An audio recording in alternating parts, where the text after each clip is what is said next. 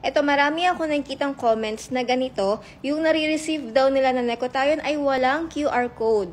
Legit po ba yon? Ito po yung tinutukoy ni ma'am, ayan yung hologram, yung ibang batches po kasi ng Nekotayon ay wala po talagang hologram. Nag-release din po kami ng notice to the public. So, ina-aware din po namin ang mga buyers po namin sa aming Facebook page na meron po kaming mga batches ng Nekotayon na wala pong hologram. And ito po sila.